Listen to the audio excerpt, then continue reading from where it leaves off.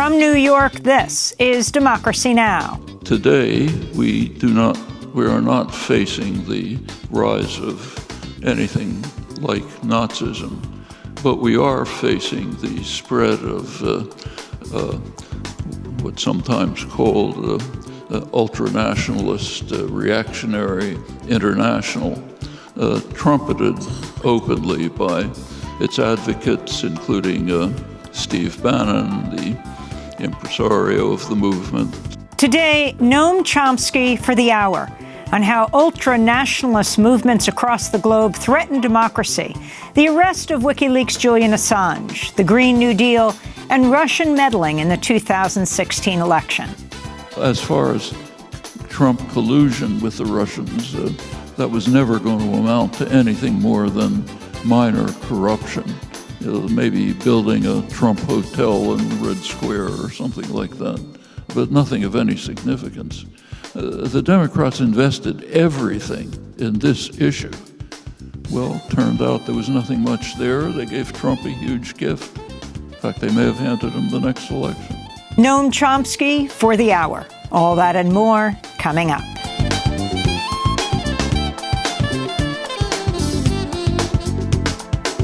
This is Democracy Now!, democracynow.org, The War and Peace Report. I'm Amy Goodman. Today, a Democracy Now! Special, an hour with Noam Chomsky, the world-renowned dissident and father of modern linguistics.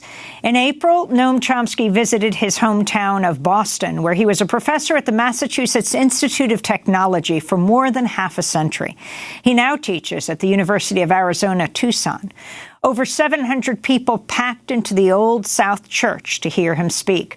Later in the broadcast, we'll air my on-stage interview with him. But first, we turn to his speech. If you'll indulge me, I'd like to start with a brief reminiscence of a period which is eerily similar to today in many unpleasant respects. I'm thinking of exactly 80 years ago, almost to the day, happened to be the moment of the first article that I remember having written on political issues. Easy to date, it was right after the fall of Barcelona in February 1939. The article was about what seemed to be the inexorable spread of fascism over the world. In 1938, Austria had been annexed by Nazi Germany. A few months later, Czechoslovakia was betrayed, placed in the hands of the Nazis at the Munich conference. In Spain, one city after another was falling to Franco's forces. February 1939, Barcelona fell. That was the end of the Spanish Republic. The remarkable popular revolution, anarchist revolution of 1936, 37, 38 had already been crushed by force. It looked as if fascism was going to spread without end. It's not exactly what's happening today, but if we can borrow Mark Twain's famous phrase, history doesn't repeat, but sometimes rhymes. Too many similarities to overlook. When Barcelona fell, there was a huge flood of refugees from Spain. Most went to Mexico, about 40,000. Some went to New York City, established anarchist offices in Union Square, secondhand bookstores down 4th Avenue. That's where I got my early political education, roaming around that area. That's 80 years ago. Now it's today. We didn't know at the time, but the U.S. government was also beginning to think about how the spread of fascism might be virtually unstoppable. They didn't view it with the same alarm that I did as a 10-year-old. We now know that the attitude of the State Department was rather mixed regarding what the significance of the Nazi movement was. Actually, there was a consul in Berlin, U.S. consul in Berlin, who was sending back pretty mixed comments about the Nazis, suggesting maybe they're not as bad as everyone says. He stayed there until Pearl Harbor Day, when he was withdrawn. Famous diplomat named George Kennan. Not a bad indication of the mixed attitude towards these developments. It turns out, couldn't have known it at the time, but shortly after this, 1939, the State Department and the Council on Foreign Relations began to carry out planning about the post-war world. What would the post-war world look like?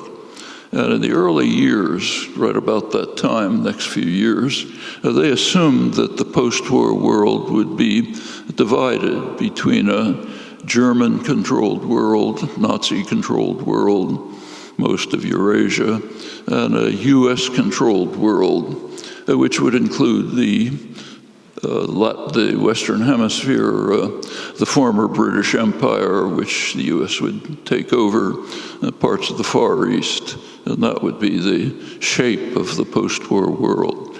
Those views, we now know, were maintained until the Russians turned the tide. Stalingrad, 1942, the huge tank battle at Kursk a little later, made it pretty clear that the Russians would defeat the Nazis. The planning changed, picture of the post-war world changed, went on to what we've seen for the last period since that time. Well, that was 80 years ago. Today, we are not facing the rise of anything like Nazism, but we are facing the spread of what's sometimes called ultra-nationalist, reactionary international, trumpeted openly by its advocates, including Steve Bannon, the impresario of the movement, just had a victory yesterday. The Netanyahu election in Israel solidified the reactionary alliance that's being established, all of this under the U.S. aegis, run by the triumvirate, Trump, Pompeo, Bolton, triumvirate. Could borrow a phrase from George W. Bush to describe them, but out of politeness I won't.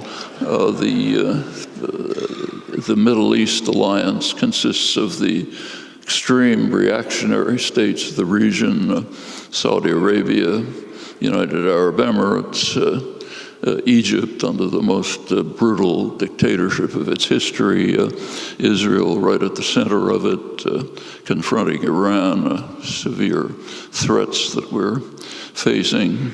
In Latin America, the election of Jair Bolsonaro in Brazil put in power the most extreme, most outrageous of the right-wing ultra-nationalists who are now plaguing the hemisphere. Yesterday, Lenin Moreno of Ecuador took a strong step towards joining the far-right alliance by expelling Julian Assange from the embassies, picked up quickly by the U.S., will face a very dangerous future unless there's a significant popular protest. Mexico in is one of the rare exceptions in Latin America to these developments. This has happened in Western Europe. The right-wing parties are growing, some of them very frightening in character. There is a counter-development. Yanis Varoufakis, the former finance minister of Greece, very significant, important individual, along with Bernie Sanders, have urged the formation of a progressive international to counter the right-wing international that's developing. At the level of states, the balance looks overwhelmingly in the wrong direction. But states aren't the only entities. At the level of people, it's quite different. And that could make the difference. That means a need to protect the functioning democracies, to enhance them, to make use of the opportunities they provide for the kinds of activism that have led to significant progress in the past, could save us in the future.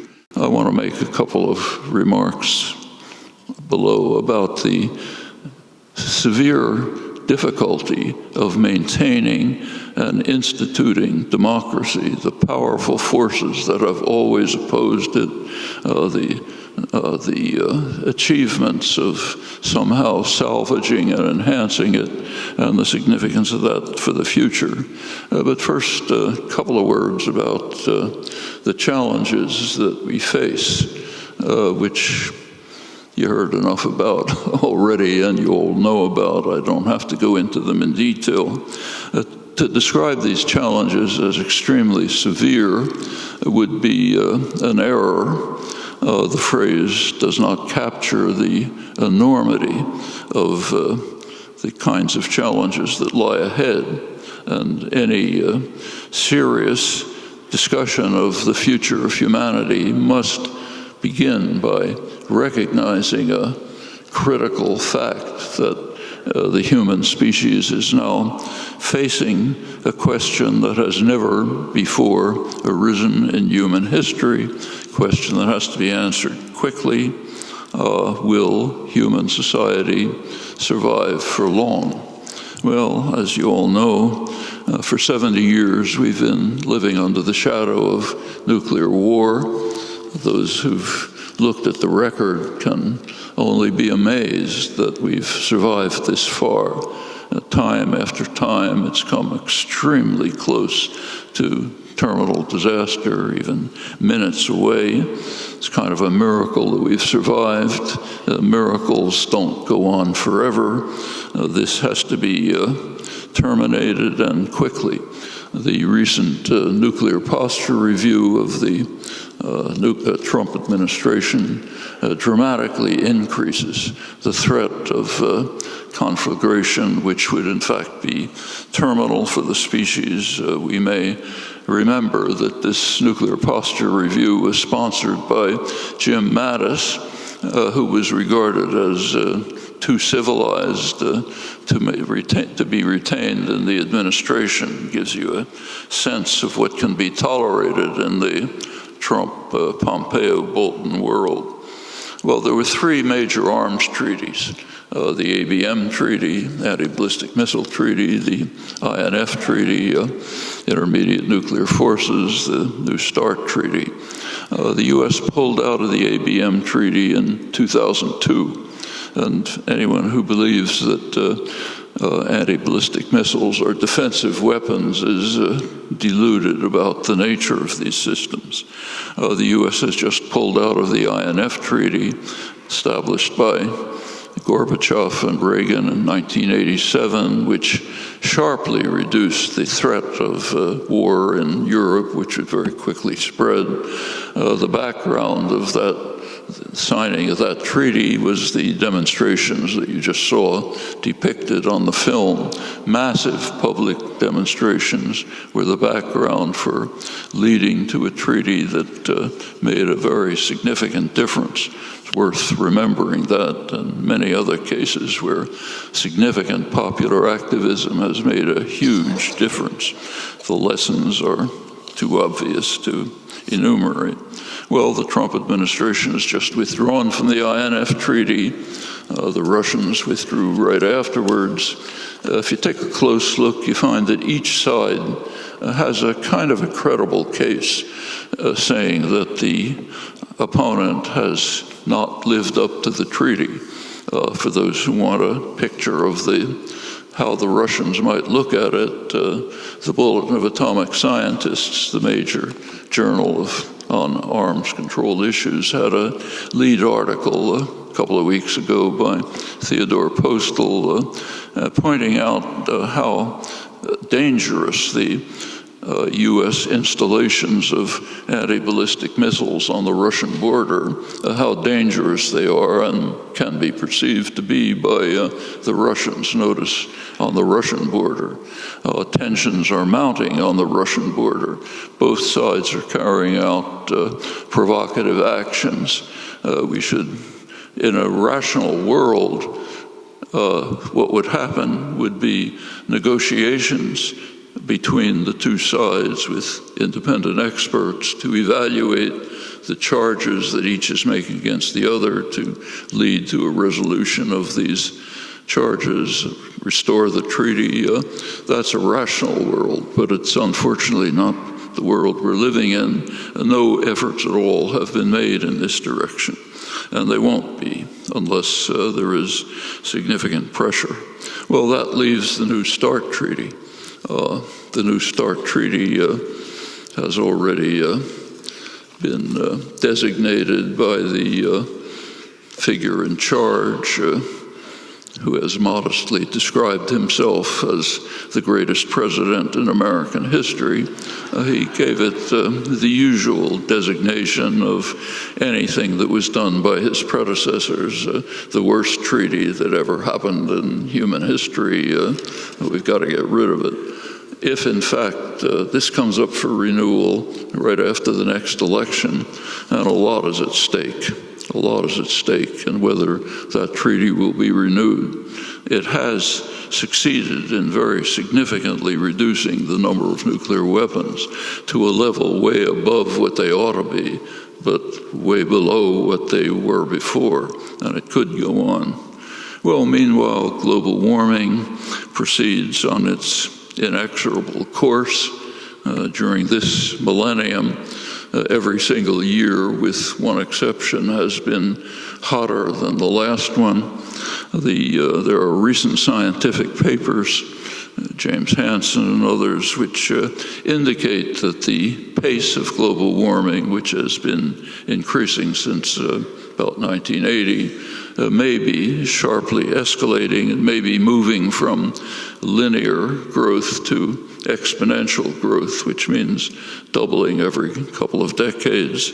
We're already approaching the conditions of 125,000 years ago when the sea level was about roughly 25 feet higher than it is today. With the melting, the rapid melting of the Antarctic huge ice fields, that point might be reached. The consequences of that are almost unimaginable. I mean, I won't even try to depict them, but you can figure out quickly what that means.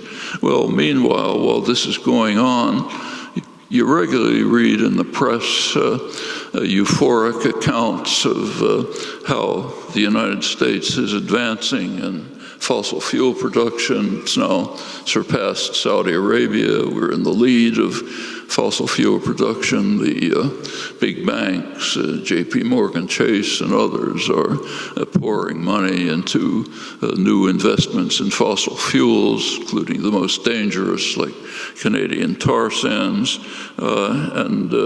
This is all presented with great euphoria, excitement. We're now reaching energy independence. We can control the world, determine the use of fossil fuels in the world. Barely a word on what the meaning of this is, which is quite obvious. It's not that the reporters, commentators don't know about it.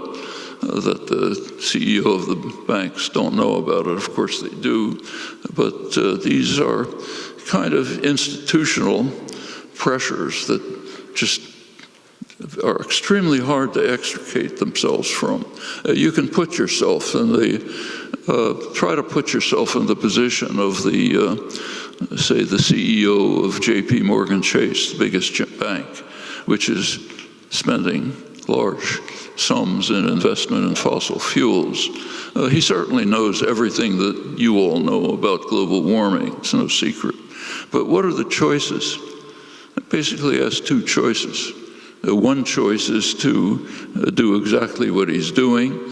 The other choice is to resign and be replaced by somebody else who'll do exactly what he's doing.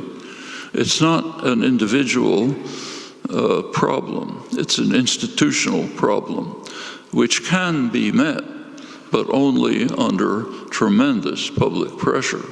And we've recently seen very dramatically how the solution can be reached.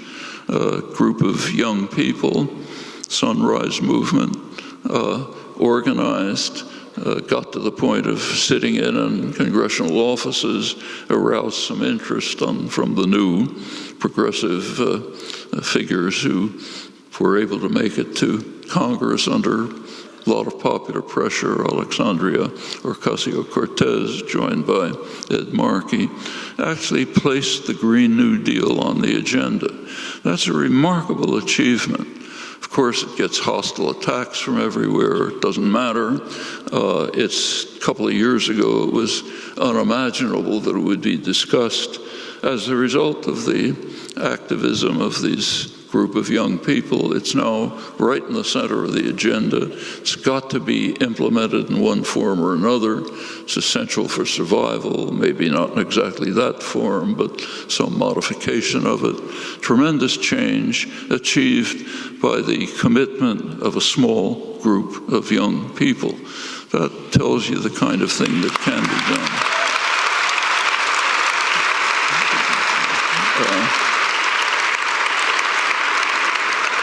Meanwhile, the doomsday clock of the Bulletin of Atomic Scientists last January was set at 2 minutes to midnight. That's the closest it's been to terminal disaster since 1947.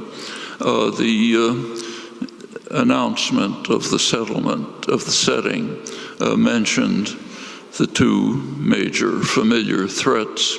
The threat of nuclear war, which is increasing, threat of global warming, which is increasing further, and it added a third for the first time, the undermining of democracy. That's the third threat, along with global warming and nuclear war. And that was quite appropriate, because functioning democracy offers the only hope of overcoming these threats.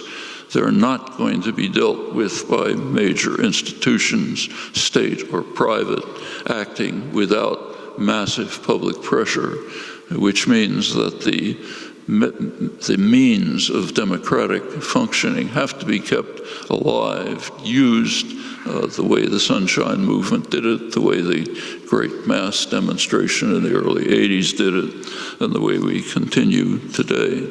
Professor Noam Chomsky speaking at the Old South Church in Boston in April. When we return from break, I speak to him about the arrest of Julian Assange, the Israeli elections, the war in Yemen, and more.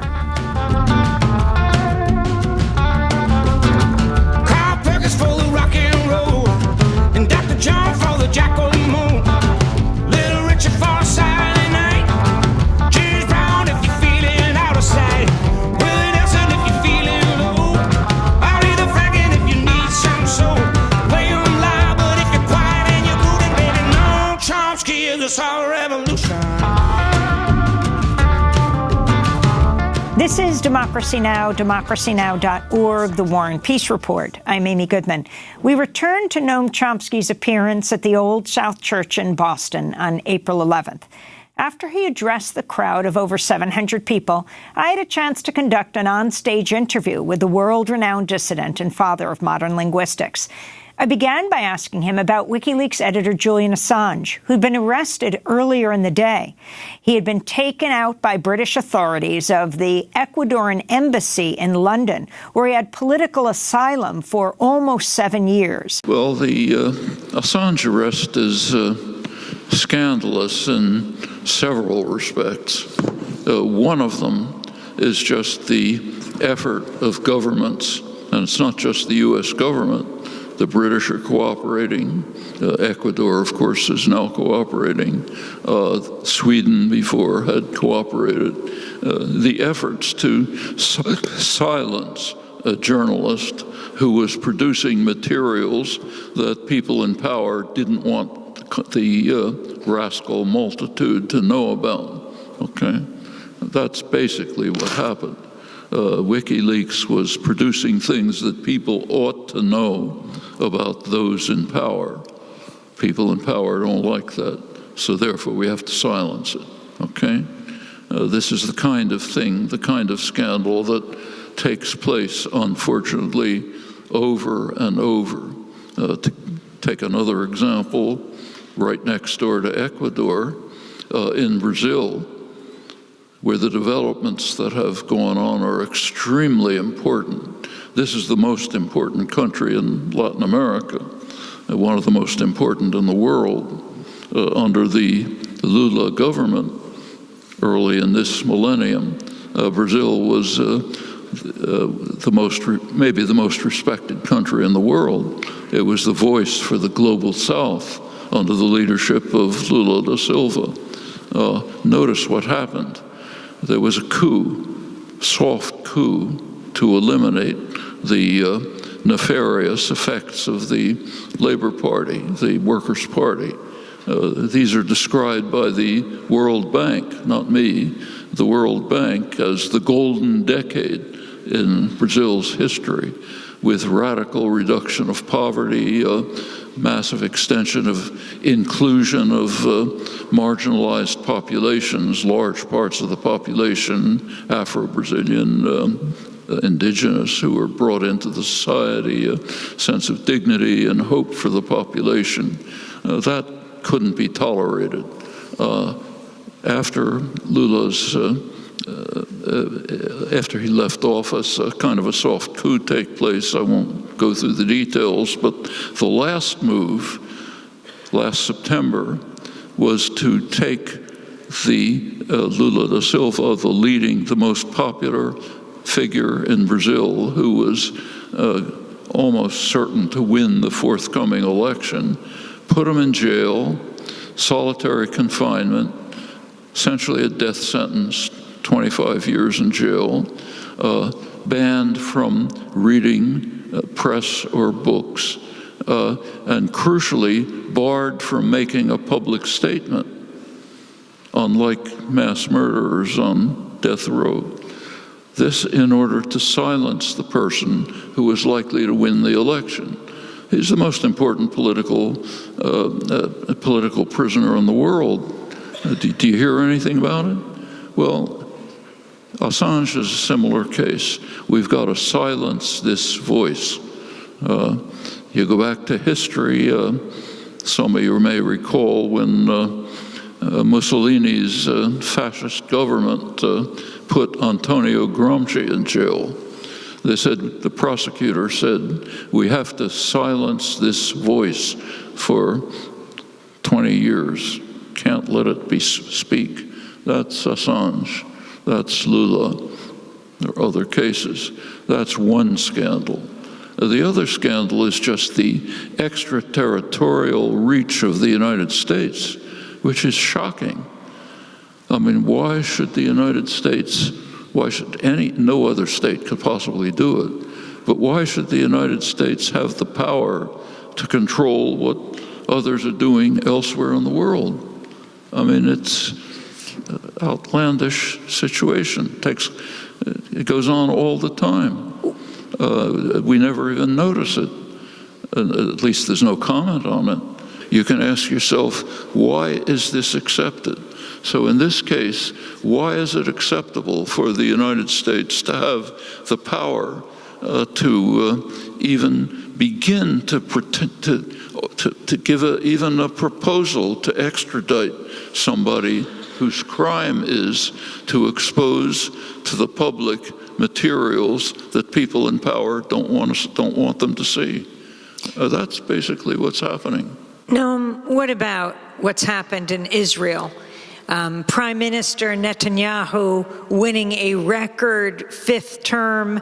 Right before the election, he announces that he will annex illegal Israeli settlements in the occupied West Bank.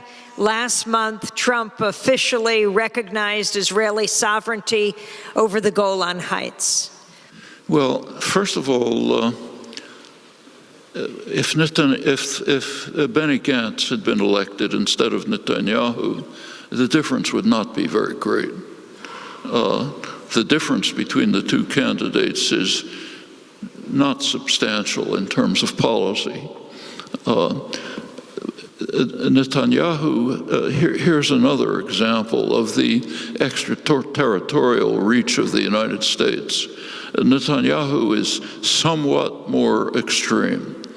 The United States desperately wanted him to be elected, and the Trump administration has been giving gift after gift to Netanyahu to try to get him elected. It was enough to carry him over the roughly 50-50, close to 50-50 election. One of them, of course, was to move the embassy to Jerusalem in violation of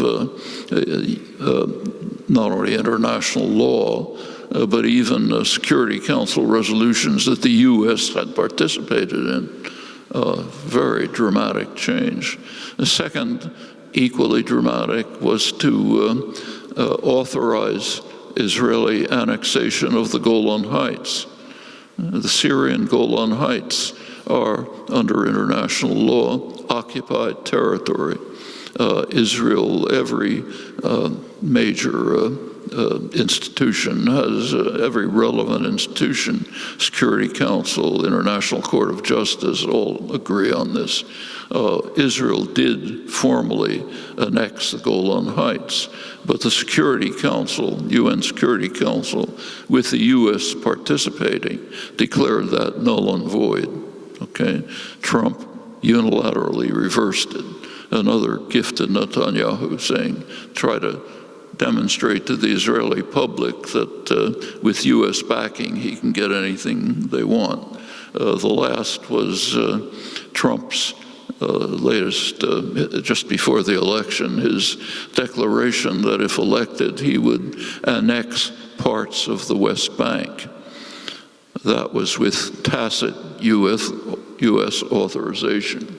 These are strong measures that were taken to interfere radically with a foreign election. Have you heard something about how terrible it is to interfere in foreign elections? I think maybe that you noticed that somewhere. Here it's done radically. It's considered fine. But exactly what are the actual consequences of that in terms of the way policy has been evolving? Fact of the matter is not much.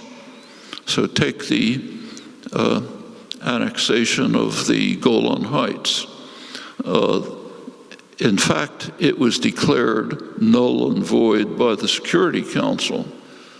It was condemned by the International Court of Justice, but did anybody do anything about it?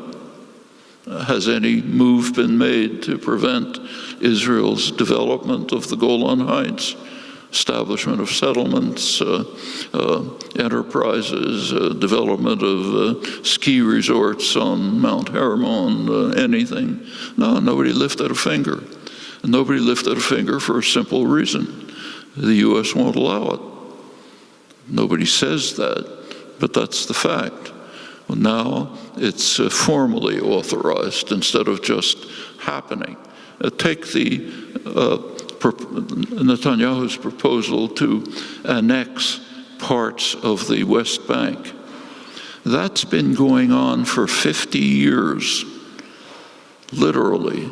Right after the '67 war, both political parties, both major groupings in Israel, the former labor-based party, the Likud-based party, conglomerate, they have slightly different policies, but essentially they have been carrying out a development program in the West Bank which is geared towards the goal, the very clear goal of creating what will be a kind of greater Israel, in which Israel will take over whatever is of value in the West Bank, leave the Palestinian population concentrations like in Nablus and Tulkarm, leave them isolated.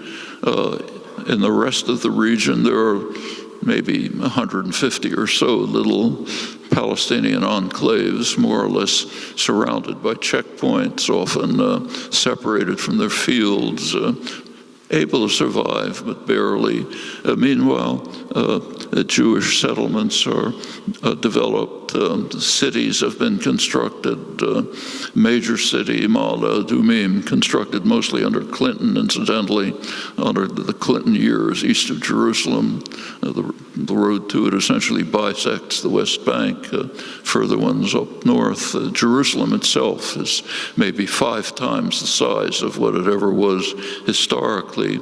All of these are linked by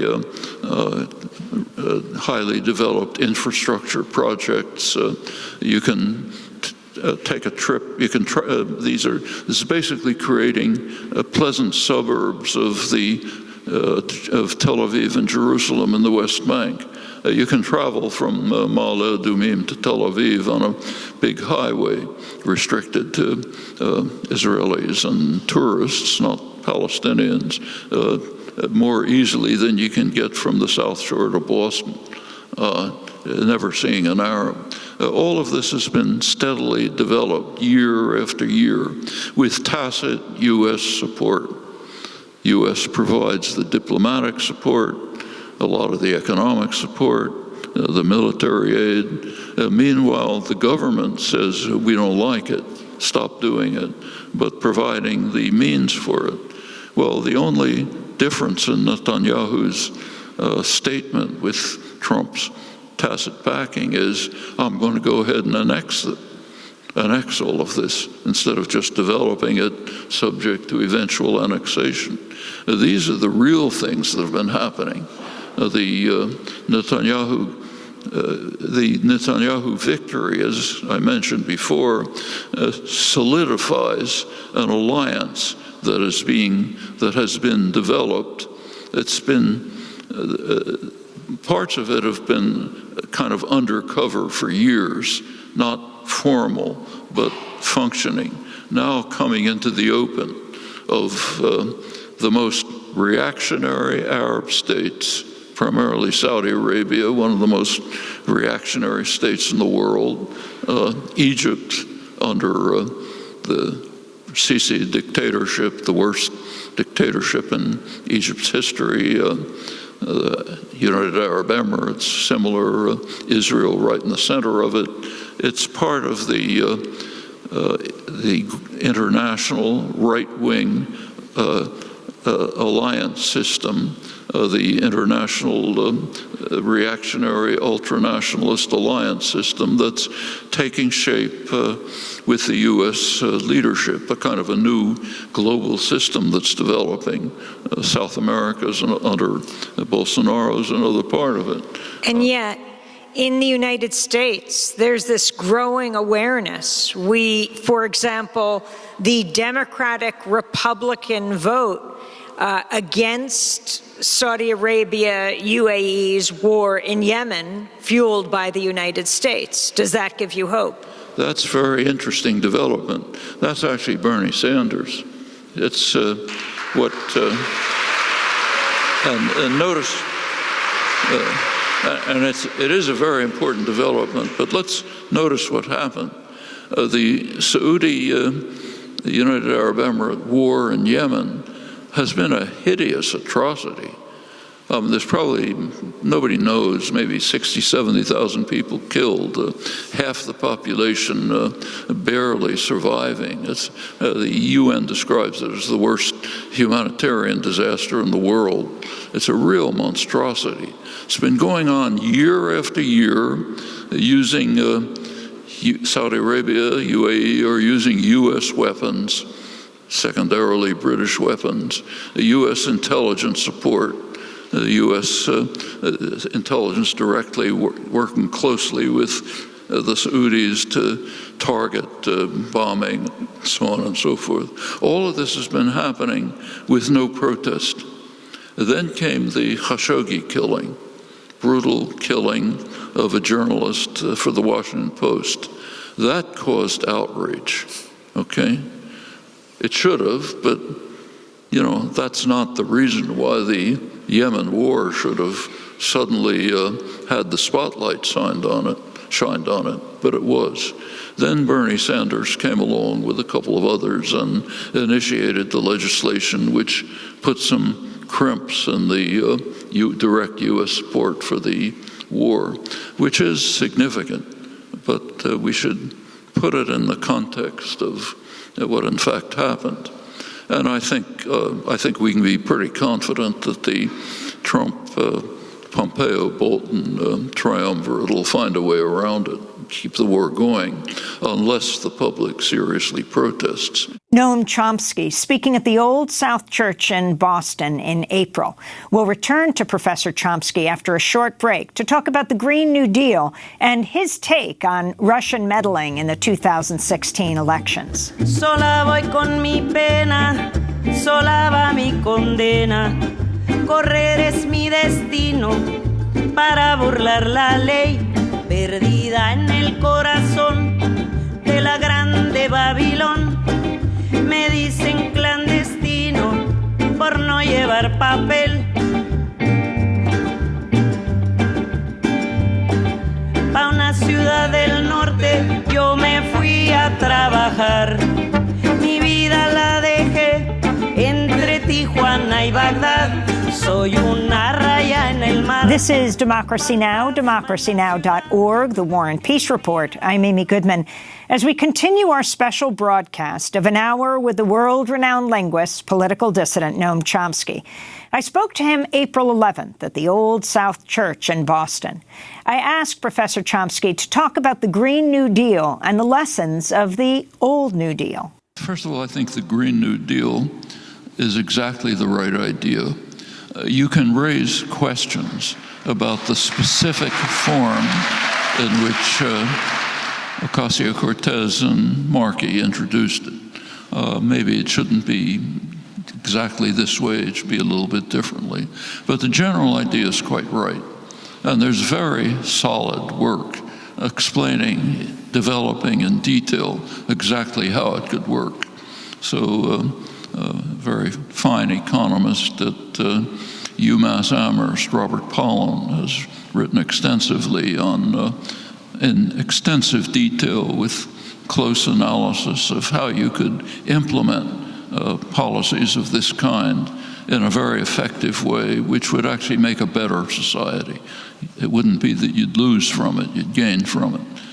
The costs of renewable energy are declining very sharply. If you eliminate the massive subsidies that are given to fossil fuels, they probably already surpass them. There are many means that can be implemented and carried out to overcome, certainly to mitigate, maybe to overcome this serious crisis.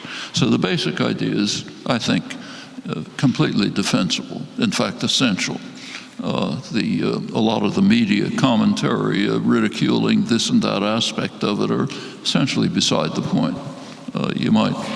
You can change the dates from 2030 to 2040. You can do a couple of other manipulations, but the basic idea is correct. Well, what's the difference from the 1930s? Several things. One thing that's different is large-scale labor action. The 1930s were the period of the organization of the CIO. In the 1920s, the U.S. labor movement had been virtually destroyed. Remember, this is very much a business-run society. American labor history is very violent, quite unlike comparable countries.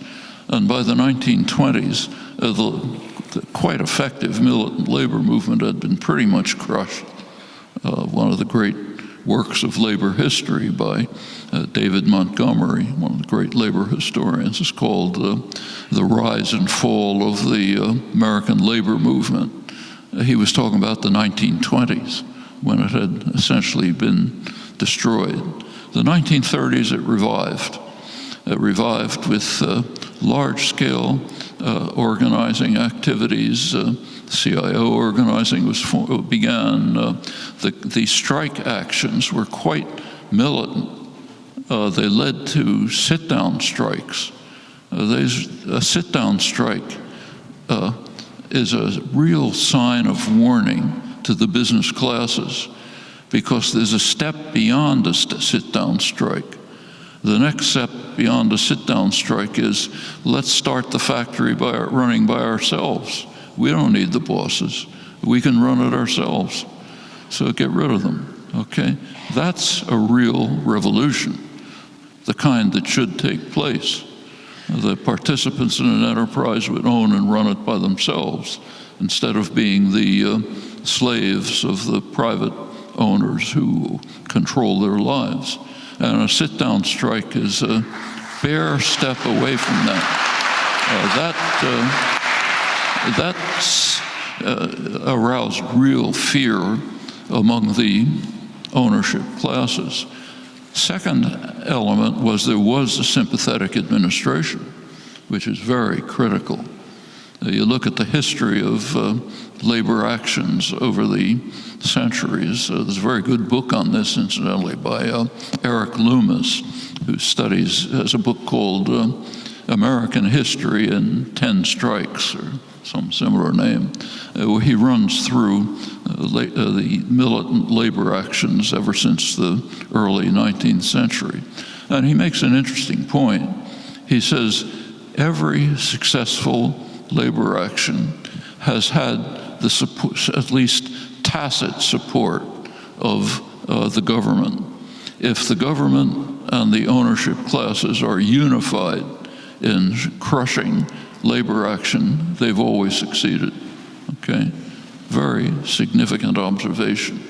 And in the 1930s, there was a sympathetic administration for many reasons. But that combination of militant labor action, it was a very lively political period in many ways, and a sympathetic administration did lead to the New Deal, which greatly changed people's lives. Can you share your analysis of President Trump? You have lived through so many presidents. Explain President Trump to us and assess the massive response to him. Well, Trump is, I think there are a number of illusions about Trump. If you take a look at the Trump phenomenon, it's not very surprising. Think back for the last 10 or 15 years over Republican Party primaries. And remember what happened during the primaries. Each primary, when some candidate rose from the base, they were so outlandish that the Republican establishment tried to crush them and succeeded in doing it. Michelle Bachmann, Herman Cain, Rick Santorum, anyone who was coming out of the base was totally unacceptable to the establishment. The change in 2016 is they couldn't crush him. But the interesting question is, why was this happening? Why, in election after election, was the voting base producing a candidate utterly intolerable to the establishment? And the answer to that, if you think about that, the answer is not very hard to discover. Since the 1970s, during this neoliberal period, both of the political parties have shifted to the right. The Democrats, by the 1970s, have pretty much abandoned the working class. In the last gasp of more or less progressive Democratic Party legislative proposals was the Humphrey Hawkins Full Employment Act in 1978, which Carter watered down so that it had no teeth, just became voluntary. But the Democrats had pretty much abandoned the working class. They became pretty much what used to be called moderate Republicans. Meanwhile, the Republicans shifted so far to the right that they went completely off the spectrum. Two of the leading political analysts of the American Enterprise Institute, Thomas Mann, Norman Ornstein, about 5 or 10 years ago, described the Republican Party as what they called a radical insurgency that has abandoned parliamentary politics. Well, why did that happen? It happened because the Republicans face a difficult problem. They have a primary constituency, a real constituency, extreme wealth and corporate power. That's who they have to serve. That's their constituency. You can't get votes that way, so you have to do something else to get votes. What do you do to get votes? This was begun by Richard Nixon with the Southern strategy, try to pick up racists in the South. The mid-1970s, Paul Weyrich, one of the Republican strategists, hit on a brilliant idea. Northern Catholics voted Democratic, tended to vote Democratic, a lot of them working class. The Republicans could pick up that vote by crucially pretending to be opposed to abortion. By the same pretense, they could pick up the evangelical vote. Those are big votes, evangelicals, Northern Catholics. Notice the word pretense is crucial. You go back to the 1960s, every leading Republican figure was strongly what we call now pro-choice. The Republican Party position was, that's Ronald Reagan, George H.W. Bush, all the leadership. Their position was abortion is not the government's business. It's a private business. Government has nothing to say about it. They turned almost on a dime in order to try to pick up a voting base on what are called cultural issues. Same with gun rights. The gun rights become a matter of holy writ because you can pick up part of the population that way. In fact, what they've done is put together a coalition of voters based on issues that are basically tolerable to the establishment, but they don't like it. Okay, and they've got to hold those two constituencies together. The real constituency of wealth and corporate power, they're taken care of by the actual legislation. So if you look at the legislation under Trump, it's just lavish gifts to the wealth and the corporate sector. The tax bill, the deregulation, every case in point. That's kind of the job of Mitch McConnell and Paul Ryan, those guys. They serve the real constituency. Meanwhile, Trump has to maintain the voting constituency with one outrageous position after another that appeals to some sector of the voting base. And he's doing it very skillfully. It's just as a political manipulation, it's skillful. Work for the rich and the powerful, shaft everybody else, but get their votes. It's not an easy trick. and he's carrying it off, and I should say the Democrats are helping him. They are. Take the focus on Russiagate. What's that all about? I mean, it was pretty obvious at the beginning that you're not going to find anything very serious about Russian interference in elections. I mean, for one thing, it's undetectable. I mean, in the 2016 election, the Senate and the House went the same way as the executive, but nobody claims there was Russian interference there.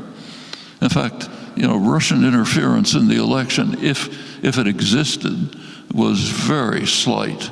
Much less, say, than interference by, say, Israel. Israel, the prime minister, Netanyahu, goes to Congress, talks to a joint session of Congress without even informing the White House to attack Obama's policies. I mean, that's dramatic interference with elections. Not whatever the Russians tried. It's not going to be anything like that. And in fact, there's no interference in elections that begins to compare with campaign funding. Remember that campaign funding alone gives you a very high prediction of electoral outcome.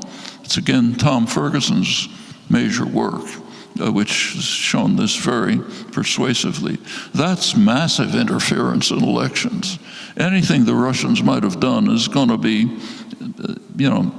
peanuts and compared. As far as Trump collusion with the Russians, that was never going to amount to anything more than minor corruption. Maybe building a Trump hotel in Red Square or something like that, but nothing of any significance. The Democrats invested everything in this issue. Well, turned out there was nothing much there. They gave Trump a huge gift. In fact, they may have handed him the next election. That's just that's a matter of being so unwilling to deal with fundamental issues that they're looking for something on the side that'll somehow give political success. The real issues are different things. They're things like climate change, like global warming, like the nuclear posture review, deregulation. These are real issues, but the Democrats aren't going after those. They're looking for something else. The Democratic establishment. I'm not talking about the young cohort that's coming in, which is quite different. All of that has to be shifted significantly if there's going to be a legitimate political opposition to the right-wing drift that's taking place. And it can happen, can definitely happen, but it's going to take work. Noam Chomsky speaking at the Old South Church in Boston in April.